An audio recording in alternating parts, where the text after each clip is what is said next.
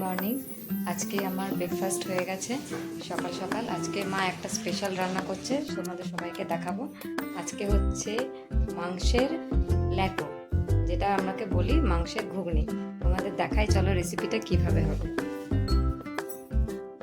আজকে কি বানাবে মা তুমি?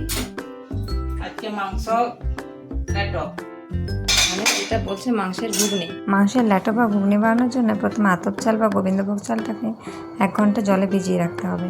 এরপরে শিলনোড়ায় আধ ভাঙা করে বেটে নিতে হবে। কড়াইয়ে তেল গরম হয়ে এলে এর মধ্যে পেঁয়াজ, আদা বাটা, রসুন বাটা, ধনে গুঁড়ো, জিরে গুঁড়ো, হলুদ গুঁড়ো দিয়ে অল্প পরিমাণে জল দিয়ে মশলাটাকে ভালোভাবে কষিয়ে নিতে হবে। মশলাটা কষে এলে এর মধ্যে চিকেনগুলো দিয়ে দিতে হবে। এরপরে স্বাদ মতো নুন আর লঙ্কা বাটা দিয়ে চিকেনটা সেদ্ধ হওয়া পর্যন্ত ভালোভাবে কষাতে হবে। চিকেনটা কষে এলে এর মধ্যে জল দিয়ে ফুটিয়ে নিতে হবে। ওই ফুটন্ত অবস্থায় আধ ভাঙা চালগুলোকে দিয়ে দিতে হবে। এরপরে একটু টেস্টের জন্য ধনে পাতা দিয়ে ছড়িয়ে দিলেই রেডি আমাদের মাংসের ল্যাটো বা ঘুগনি। লাউ শাক, মায়ের তৈরি একটু আমের আচার, আর এদিকে একটু স্যালাড। এটা ভাতের সাথে খেতেই বেশি ভালো লাগে।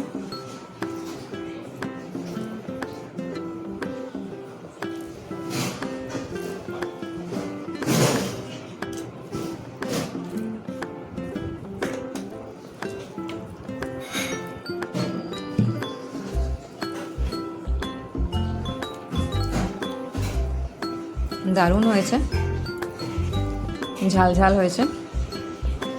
একটা কাঁচা লঙ্কা ঝালের ফ্লেভারটা আসছে। একটু অল্প করে একটু ডলে নেবে কাঁচা লঙ্কাটা, যারা ঝাল খেতে ভালোবাসো।